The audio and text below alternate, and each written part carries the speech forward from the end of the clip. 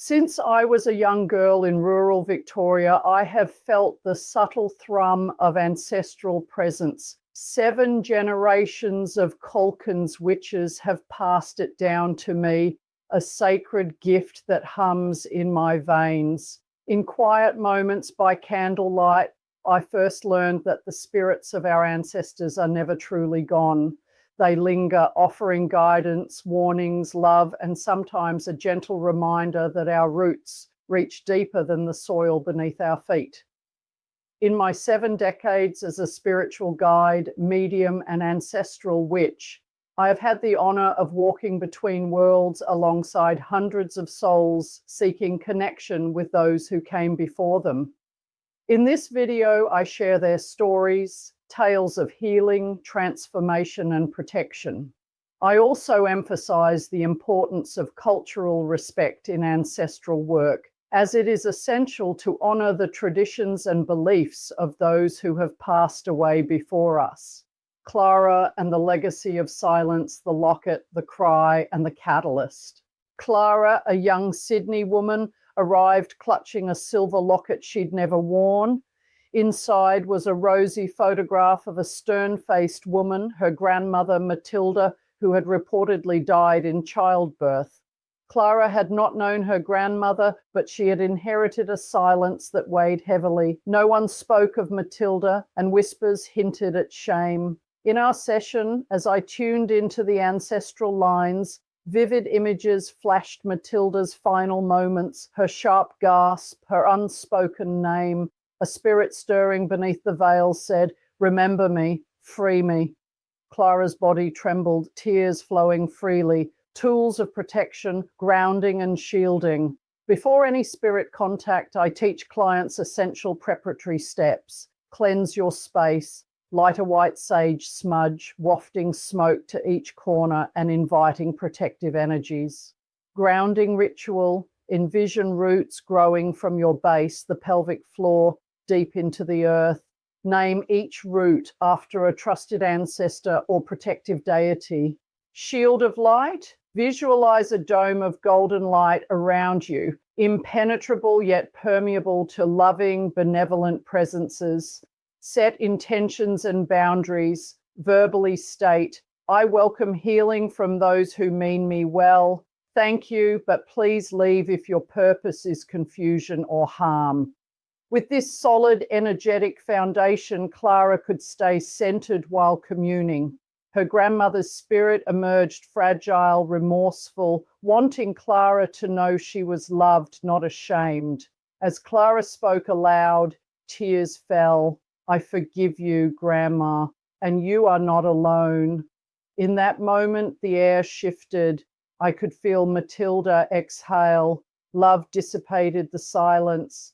Jonah's warning, the unsung hero, the red Harley and the raw beyond Jonah, was a decorated firefighter from Melbourne. He'd lost a brother, Ethan, to a motorcycle accident a year earlier.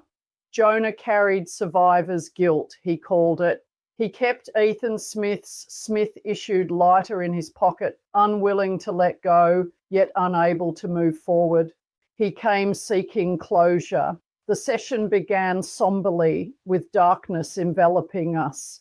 The spirits on the other side were restless. Suddenly, I saw Michael, a brotherly guardian figure from Jonah's bloodline, known but unsung. Don't stop your ride, but be safe. Signs, tokens, and spirit messengers. In spirit work, physical signs help us verify truths across realms. I teach clients to look out for temperature shifts, sudden chills or warm breezes, sounds, bells, knocks, even footsteps. Objects, feathers, coins, cigarettes, or in Jonah's case, Ethan's lighter flickering to life unexpectedly. When I tuned in, the lighter's flame sputtered. Jonah gasped. "It's the same spark I saw just after the crash." I helped Jonah channel the message. Ethan's passing wasn't Jonah's fault. He urged Jonah to honor his life by living fully, safely, openly, without fear. They shared a moment of deep understanding. Jonah's burden lifted. Practical steps, preparing for ancestral communion. In every ritual and session, these grounding steps are central. 1. Clean temple, clean intent sweep, light smoke, burn incense. Choose a neutral herb such as white sage or sandalwood. Dust and open windows before the ritual. Clean spaces honor both the living and the dead. 2. Energetic calling, the ritual circle. Draw a circle using salt, charcoal, or chalk around your work area. Surround the perimeter with protective crystals such as black tourmaline, obsidian, or smoky quartz. Light 3 candles, 1 white, spiritual purity, 1 black, absorption of negative energy, and 1 personal to your ancestry, e.g. red for courage, green for growth. 3. Grounding and protection. Return your breathing to the earth's rhythm. Feel energy pulsing through the roots into the soil. Create a shield of energy, bright, protective, dynamic. 4. Calling the ancestors with open palms. Chant, ancestors of my blood, voices of my blood, from this plane or the next, I call your wisdom to me. By light, by love, by lineage, in safety and clarity, speak. Let periods of silence follow. Listen with body, mind, and heart. 5th, interpretation and discernment. Messages may come in various forms, including visuals, words, sound, or emotion. Write them, reflect, validate. Do the messages align with the truth, facts, inner knowing? Do they uplift, heal, and guide? A malicious or confusing message? Thank it and release it. 6, closing the portal. Always close a session. By shield and by light, I now seal this circle. Thank you, ancestors. Leave with love. Snuff the candles. Never blow them out. It disperses energy. Sprinkle salt across thresholds to anchor the space. Marisol's warning in the Southern Cross, a lonely song, a broken promise. Marisol came to me from Alice Springs. As a flora and fauna ranger, she spent weeks alone in outback stations. Late one night, she felt a presence calling her name. In her dreams, she saw a young Aboriginal woman wandering under the Southern Cross, her lips quivering. Find her tribal name, free her. I performed a ritual aligning with southern latitudes, burning red gum and emu feathers, honoring the songlines. Within minutes, the spirit became clear. A great-great-aunt who'd been lost during a forced displacement, her tribal name never spoken, ancestral healing and sovereignty. Marisol's task was to reclaim her aunt's name, her dreamlike voice, and sew a ribbon of healing across the song lines. Ultimately, Marisol and I partnered with local elders, performed a naming ceremony, and laced a necklace with red ochre. At the moment, Marisol spoke her great-great-aunt's name aloud. The wind picked up as if in applause and released tools for ancestral justice and cultural respect. When working across cultural lines, it is critical to follow these ethics. Ask permission first. Not all spirits want to be contacted. Always ask. Research first. Learn the proper names, rituals, and deities tied to the culture. Use proper allies. If you're working in a different ancestral culture, connect with someone who is within that tradition. Avoid appropriation. Honor protocols and respect elders. Give back. Contribute to the community by donating, supporting, or attending ceremonies. Tales of restoration, the case of the missing will, the lawyer, the will, and the silent room.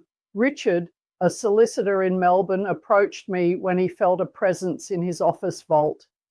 Someone was seeking the release of someone with unfinished affairs, an uncle who died interstate.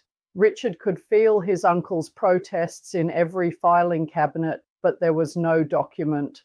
In the circle, the uncle appeared, disembodied, silent, hands shaking, pointing. The vault door clicked constantly, even when locked. Psychic tracing and material guidance. I felt a tight file marked Trust 1998. Richard traced it and it was gone. After further spirit questing, the uncle offered a clue: under oak. They dug beneath his old backyard oak tree. Hidden by wrappings under an old brick, Richard found a sealed, stiff envelope labelled 1998 Trust and Will. Inside, documents granting him and his cousins their inheritance. The uncle's spirit exhaled in relief. Final words: I did this out of love. Don't fight over it. Share. The vault returned to stillness. Warning signs and harmful spirits. Not every ancestral presence has your best interest at heart. I've encountered tricksters, mournful souls, and even malice. Learn the red flags, disruptive energies, rattling furniture, flickering lights with no explanation, electrical fault ruled out. Negative feedback loops, anger, obstruction, repetitive nightmares, unwanted obsession, spirit pushing clients to act in destructive ways, or demanding rituals that feel forceful or coercive. Self-protection protocol, daily shielding, brief visualization of a silver gold aura each morning, daily grounding, a moment to reconnect, touch soil, breathe deep, have a safety anchor. A trusted friend, healer, or mentor clients can phone if they feel overwhelmed. Energetic release. If someone has taken on a harmful apparition, we help them visualize it shrinking until it vanishes, then have them wash their hands in sea salt and go for a walk.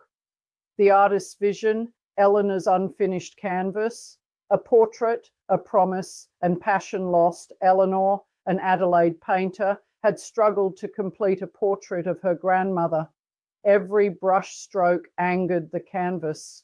The more she tried, the hollow its meaning felt. She sensed a hidden grief.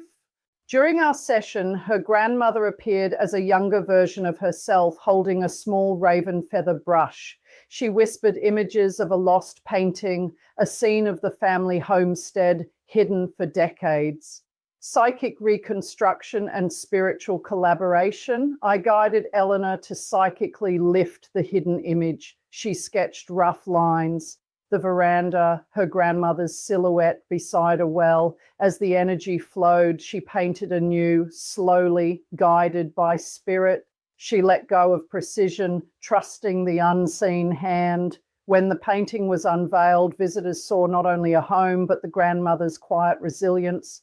She stood, brush in hand, beside a young woman embracing her future. The portrait served as a bridge between time, memory, and the soul. Tools for clear communication.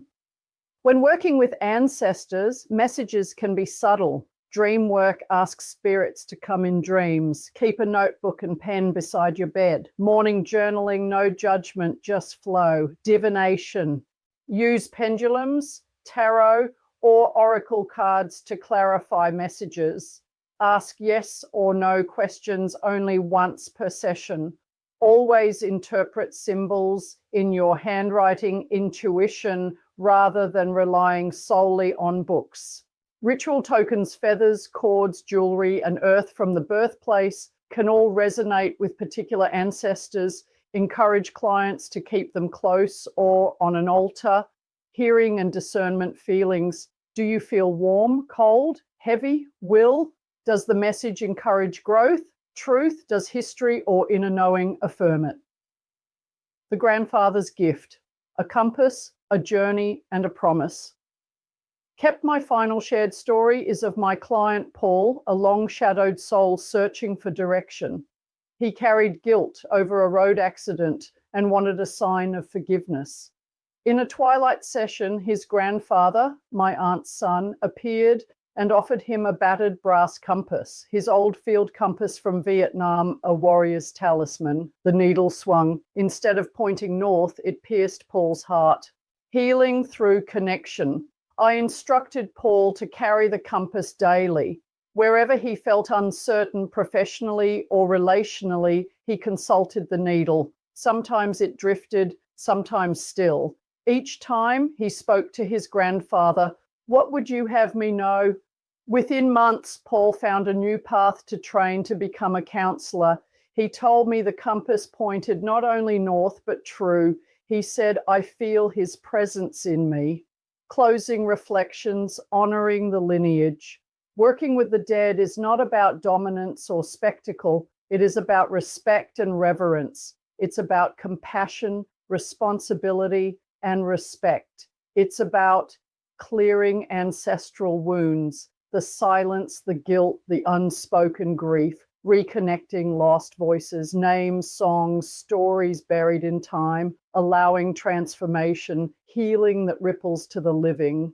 Through Clara, Jonah, Marisol, Richard, Eleanor, Paul, and countless others, I have seen ancestral magic at its most beautiful. A tapestry woven with tears and joy, grief and absolution, past and presence.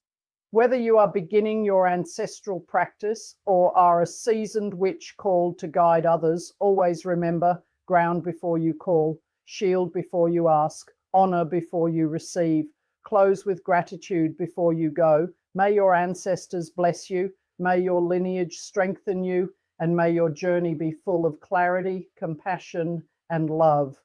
Sarah Kulkens.